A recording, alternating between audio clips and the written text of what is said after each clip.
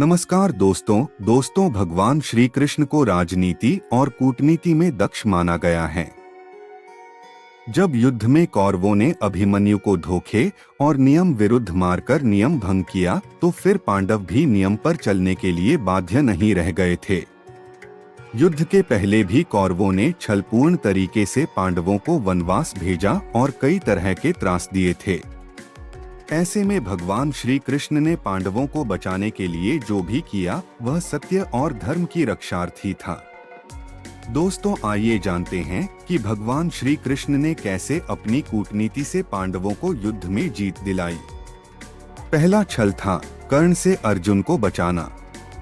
भगवान कृष्ण और अर्जुन के पिता देवराज इंद्र यह भली भांति जानते थे कि जब तक कर्ण के पास उसका कवच और कुंडल है तब तक उसे कोई नहीं मार सकता।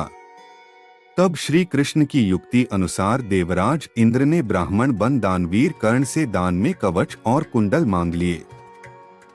लेकिन कुछ मील जाकर इंद्र का रथ भूमि में धंस गया। तभी आकाशवाणी हुई, देवराज इंद्र, तुमने अपने पुत्र अर्जुन की जान बचाने के लिए छलपूर्वक कर्ण की जान खतरे में डाल दी है। अब यह रथ यहीं धंसा रहेगा और तू भी यहीं धंस जाएगा। तब इंद्र ने आकाशवाणी से पूछा, इससे बचने का उपाय क्या है? तब आकाशवाणी ने कहा, अब तुम्हें दान दी गई वस्तु के बदले में बराबरी की कोई वस्तु देना होगी। तब इंद्र वे फिर से कर्ण के पास गए और उन्होंने कवच और कुंडल वापस देने को कहा, लेकिन कर्ण ने लेने से इनकार कर दिया। तब इंद्र ने उन्हें अपना अमोघ अस्त्र देकर कहा कि यह तुम जिस पर भी चलाओगे वह मृत्यु को प्राप्त होगा, लेकिन तुम इसका इस्तेमाल एक बार ही कर सकते हो। युद्ध में जब घटोत्कच ने कौरवों की सेना को कुचलना शुरू किया तो दुर्योधन घबरा गया और ऐसे में उसे समझ नहीं आ रहा था कि क्या करें। तब कृष्ण ने कर्ण से कहा कि आपके पास तो अमोघ अस्त्र हैं, जिसके प्रयोग से कोई बच नहीं सकता, तो आप उसे क्यों नहीं चलाते? कर्ण कहने लगा, नहीं, ये अस्त्र तो मैंने अर्जुन के लिए बचा कर रखा है। तब श्री कृष्ण कहते हैं कि अर्जुन पर तो तुम तब चलाओगे जब ये कौरव सेना बचेगी, ये दुर्योधन बचेगा। जब ये सभी घटोत्कच के हाथों मारे जाएंगे तो फिर उस अस्त्र के चलाने का क्या फायदा? दुर्योधन को ये बात समझ में आती है और वह कर्ण से अमोघ अस्त्र चलाने की जिद करता है। कर्ण मजबूरन वह अमोघ अस्त्र घटोत्कच के ऊपर चला देता है। इस तरह भगवान श्री कृष्ण अर्जुन को बचा लेते हैं। दूसरा छल था दुर्योधन का शरीर वज्र बनने नहीं देना। यदि दुर्योधन का संपूर्ण शरीर वज्र के समान बन जाता तो फिर उसका कोई कुछ नहीं बिगाड़ सकता था। दरअसल दुर्योधन की माता गांधारी ने अपने पुत्र को अपने पास नग्न अवस्था में बुलाया था ताकि वह अपनी आंखों के तेज से अपने पुत्र का शरीर वज्र के समान कठोर कर दें। माता की आज्ञा का पालन करने के लिए दुर्योधन भी नग्न अवस्था में ही जा रहा था। तभी रास्ते में श्री कृष्ण ने दुर्योधन को रोककर कहा कि इस अवस्था में माता के सामने जाओगे तो तुम्हें शर्म नहीं आएगी? क्या यह पाप नहीं होगा? यह सुनकर दुर्योधन ने अपने पेट के नीचे जांघ वाले हिस्से पर केले का पत्ता लपेट लिया और इसी अवस्था में गांधारी के सामने पहुंच गया। गांधारी ने अपनी आंखों पर बंधी पट्टी खोलकर दुर्योधन के शरीर पर दिव्य दृष्टि डाली। इस दिव्य दृष्टि के प्रभाव से दुर्योधन की जांघ के अलावा पूरा शरीर लोहे के समान हो गया। युद्ध में भीम ने दुर्योधन की जांघ उखाड़कर फेंक दी थी, जिसके चलते उसकी मृत्यु हो गई थी। तीसरा छल था भीष्म को शरशय्या मिलाना।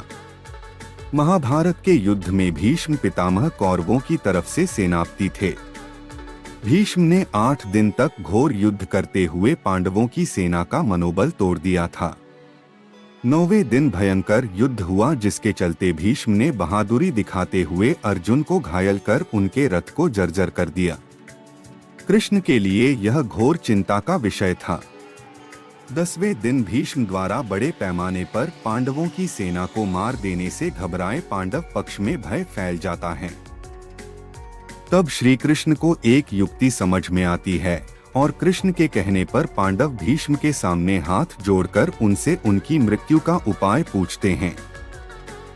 भीष्म कुछ देर सोचने पर उपाय बता देते हैं। दरअसल भीष्म ने अपनी मृत्यु का रहस्य यह बताया था कि वे किसी नपुंसक व्यक्ति के समक्ष हथियार नहीं उठाएंगे। इसी दौरान उन्हें मारा जा सकता है। इस नीति के तरह युद्ध में भीष्म के सामने शिखंडी को उतारा जाता है। शिखंडी पूर्ण पुरुष नहीं था। भीष्म इन्हें स्त्री मानते थे क्योंकि वह पूर्व जन्म में अम्बा थी। और उसी दौरान भीष्म को अर्जुन तीरों से छेद देते हैं।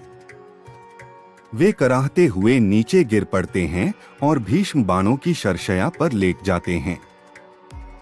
चौथा छल था युद्ध में जयद्रथ का वध करवाना।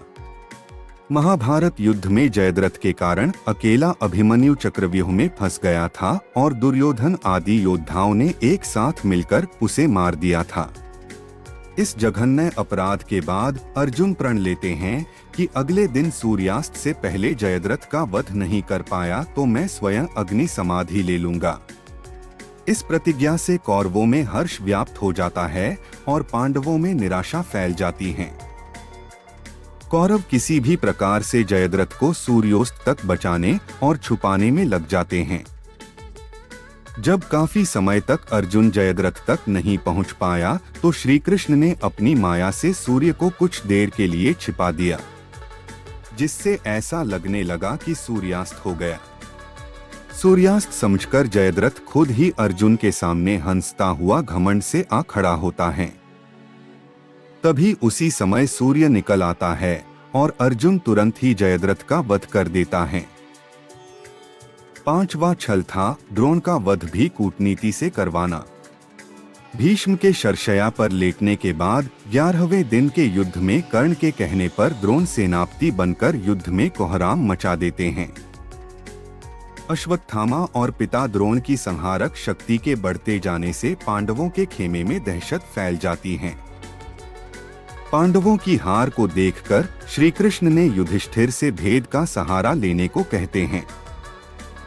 इस योजना के तहत युद्ध में यह बात फैला दी गई कि अश्वत्थामा मारा गया, लेकिन युधिष्ठिर झूठ बोलने को तैयार नहीं थे। तब अवंतिराज के अश्वत्थामा नामक हाथी का भीम द्वारा वध कर दिया गया। इसके बाद युद्ध में यह बात फैला दी गई कि अश्वत्थामा मारा गया। जब गुरु द्रोणाचार्य ने धर्मराज युधिष्ठिर से अश्वत्थामा के मारे जाने की सत्यता जानना चाही तो उन्होंने जवाब दिया, अश्वत्थामा मारा गया, परंतु हाथी। श्री कृष्ण ने उसी समय शंखनाद किया, जिसके शोर के चलते गुरु द्रोणाचार्य आखिरी शब्द हाथी नहीं सुन पाए और उन्होंने समझा मेरा पुत्र मारा गया। यह सुनकर उन्होंने शस्त्र त्याग दिए और युद्ध भूमि में आंखें बंद कर शोक में डूब गए। यही मौका देख द्रोणाचार्य को निहत्था जानकर द्रौपदी के भाई धृष्टद्युम्न ने तलवार से उनका सिर काट डाला। यह सब कृष्ण की नीति के चलते हुआ, जिसकी बाद में बहुत आलोचना हुई, लेकिन युद्ध में यह बहुत जरूरी था। छठवां छल था कर्ण का वध। दोस्तों, कवच कुंडल लेने के बाद भी कर्ण फिर भी बहुत शक्तिशाली था। तब युद्ध के 17वें दिन पांडवों के मामा शल्य को कर्ण का सारथी बनाया गया। इस दिन कर्ण भीम और युधिष्ठिर को हराकर कुंती को दिए वचन को स्मरण कर उनके प्राण नहीं लेता। बाद में वह अर्जुन से युद्ध करने लग जाता है। कर्ण तथा अर्जुन के मध्य भयंकर युद्ध होता है। तभी अचानक कर्ण के रथ का पहिया भूमि में धंस जाता है।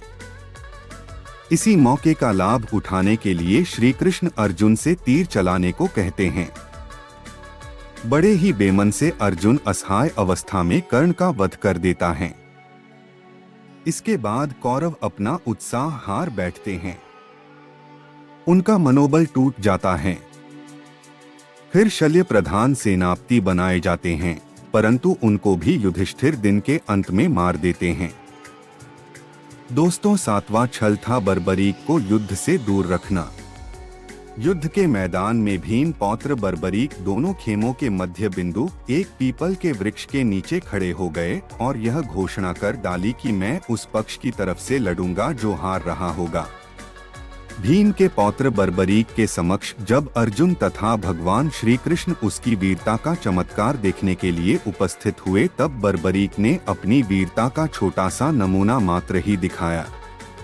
कृष्ण ने कहा कि यह जो वृक्ष है, इसके सारे पत्तों को एक ही तीर से छेद दो तो मैं मान जाऊंगा। बर्बरीक ने आज्ञा लेकर तीर को वृक्ष की ओर छोड़ दिया। जब तीर एक एक कर सारे पत्तों को छेदता जा रहा था, उसी दौरान एक पत्ता टूटकर नीचे गिर पड़ा।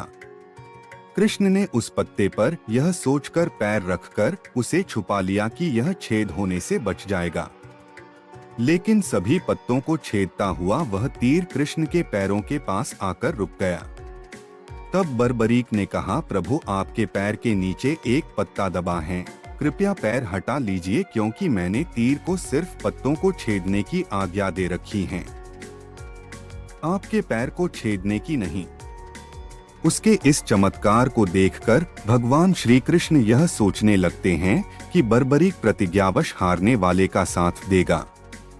यदि कौरव हारते हुए नजर आए तो फिर पांडवों के लिए संकट खड़ा हो जाएगा, और यदि जब पांडव बर्बरीक के सामने हारते नजर आए तो फिर वह पांडवों का साथ देगा। इस तरह वह दोनों ओर की सेना को एक ही तीर से खत्म कर देगा। तब भगवान श्री कृष्ण ब्राह्मण का भेष बनाकर सुबह बर्बरीक के शिविर के द्वार पर पहुंच गए और दान मांगने लगे। बर्बरीक भी कर्ण की तरह दानवीर थे। बर्बरीक ने कहा, मांगो ब्राह्मण, क्या चाहिए? ब्राह्मण रूपी कृष्ण ने कहा कि तुम दे न सकोगे।